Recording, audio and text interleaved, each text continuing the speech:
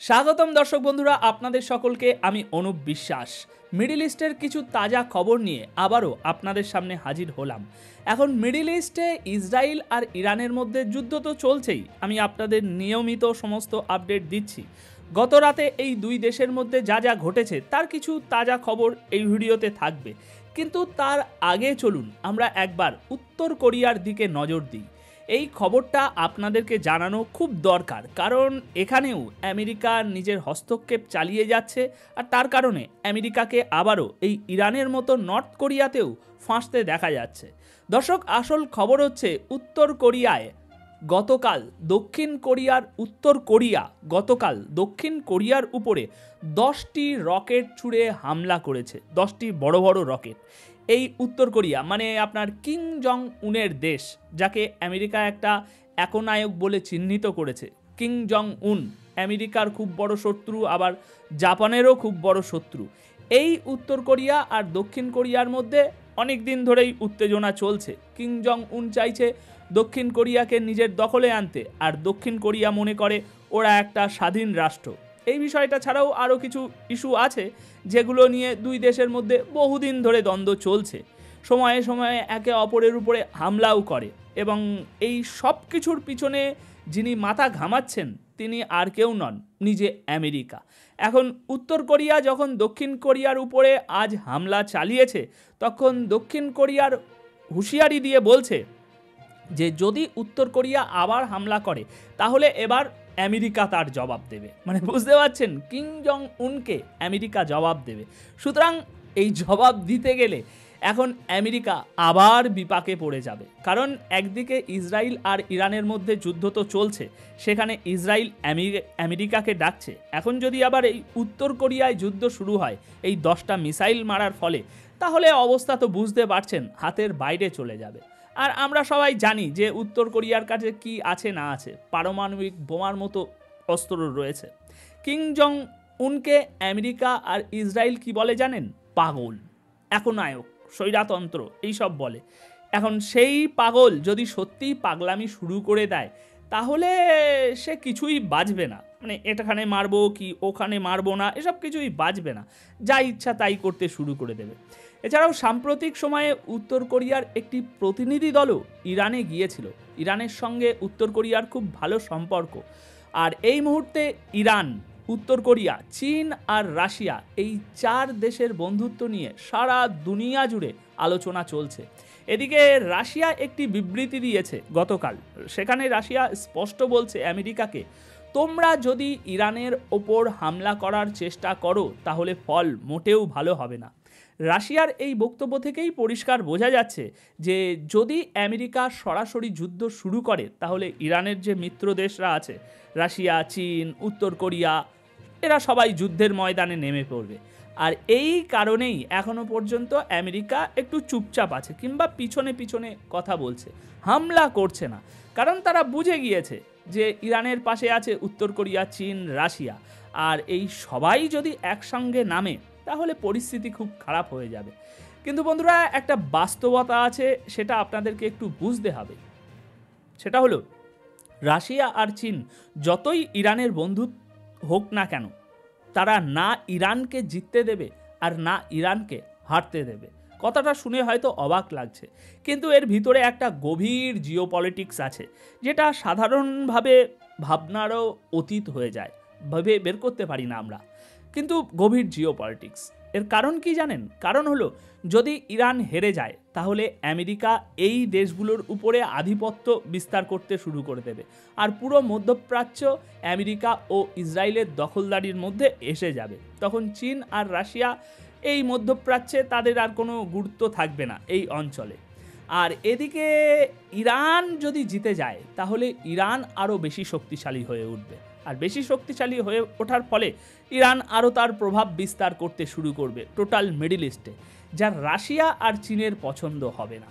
কারণ এখানে অনেক স্বার্থ জড়িত আছে, ভিতরে ভিতরে অনেক খেলা চলছে। তাই রাশিয়া আর চীন একেবারেই চায় না যে ইরান জিতুক, আবার এটাও চায় না যে ইরান হারুক। এটাই আসল সত্য। যে কোনোভাবে এই যুদ্ধের একটা না একটা সমাধান অবশ্যই বের হবে, এবং সেটা খুব তাড়াতাড়ি। এছাড়া পরবর্তী বিগ নিউজ হচ্ছে আন্তর্জাতিক পারমাণবিক শক্তির সংস্থার প্রধান, এই সংস্থার যে প্রধান আন্তর্জাতিক পারমাণবিক শক্তি, এই ব্যক্তি শুরু থেকে বলে আসছিল যে ইরান নাকি পারমাণবিক অস্ত্র তৈরি করছে, কিন্তু এখন তিনি বলছেন ইরান পারমাণবিক অস্ত্র তৈরি করছে এর কোনো স্পষ্ট প্রমাণ আমাদের কাছে নেই। মানে প্রমাণ দিতে তিনি এখন ব্যর্থ হয়েছে। কিন্তু এই আগুনটা কিন্তু তিনিই ছড়িয়েছিলেন, উস্কানি তিনিই দিয়েছিলেন সারা বিশ্বে। এই আজ যেসব হামলা হচ্ছে তার মূল কারণ এই ব্যক্তির সেই দাবি যে ইরান নাকি পারমাণবিক বোমা বানাচ্ছে। এই বক্তব্যে আমেরিকা আর ইসরায়েল বারবার উত্তেজিত হয়ে উঠেছিল। এখন এই পুরো বিষয় নিয়ে ইরান তার বিরুদ্ধে মামলা করেছে। ইরান এই ব্যক্তি মানে এই আন্তর্জাতিক পারমাণবিক সংস্থার প্রধান, এই ব্যক্তির বিরুদ্ধে আন্তর্জাতিক আদালতে মামলা করতে যাচ্ছে। হয়তো এই ব্যক্তির শাস্তি হতে পারে যদি ঠিকঠাকভাবে ইরান কিছু দেশের সমর্থন পায় এই মামলায়, তাহলে এই লোকের বিরুদ্ধে কিছু একটা পদক্ষেপ নেওয়া সম্ভব হতে পারে। কেন? কারণ তিনিই তো ভাই পুরো দুনিয়ায় এই ভুল ধারণা ছড়িয়েছিলেন যে ইরানের কাছে নাকি পারমাণবিক অস্ত্র আছে, ইতিমধ্যে তারা তৈরি করে ফেলেছে। আর এই একটা কারণকে সামনে রেখেই ইসরায়েল আজ যা করছে, এই কারণটাকে সামনে রেখেই সেটা করছে যে একটাই অ্যালিগেশন, ইরান পারমাণবিক অস্ত্র বানাচ্ছে।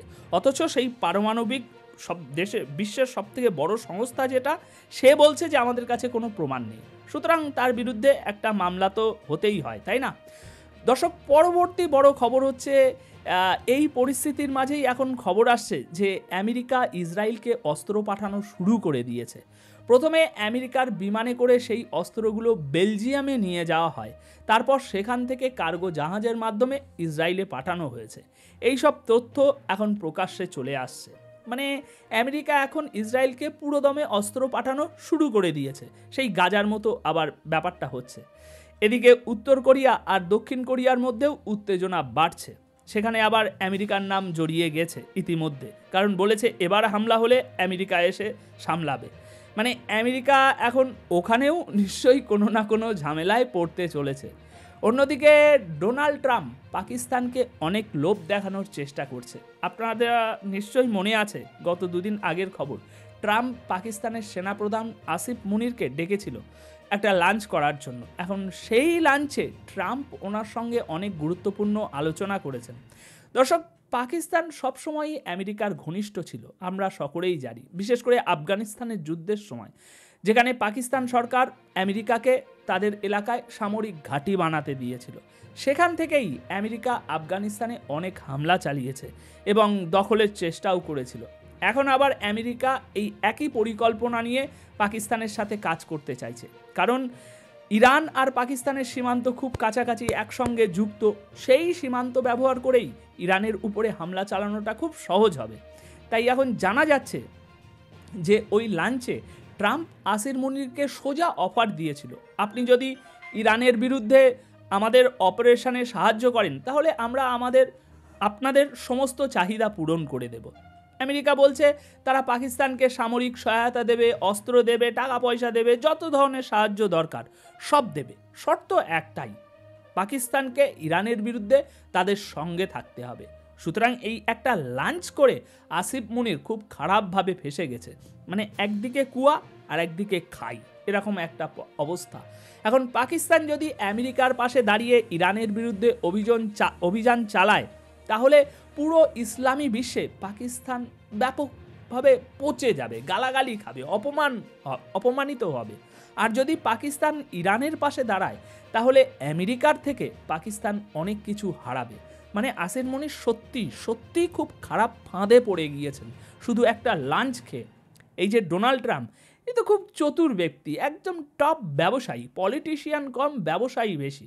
সে যে কোনো কাজই এমনি করে না, যে কাজই করুক না কেন।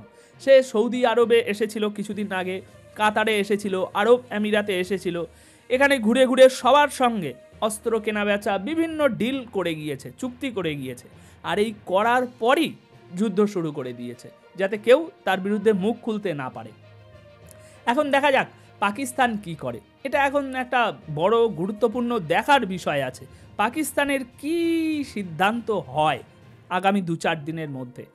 এখন এই যুদ্ধ এমন এক পর্যায়ে পৌঁছে গেছে যেখানে সত্যিই খুব খারাপ হতে চলেছে যদি খুব শীঘ্রই একটা কোনো সমঝোতার টেবিলে ইরান ও ইসরায়েল না আসে। কে হারবে কে জিতবে সেটা পরের বিষয়, তবে যেই হারুক যেই জিতুক না কেন এই হার জিতের খেলায় দুনিয়ায় অনেক বড় একটা সমীকরণ হতে চলেছে যদি এই খেলাটা আরও দীর্ঘ চলে।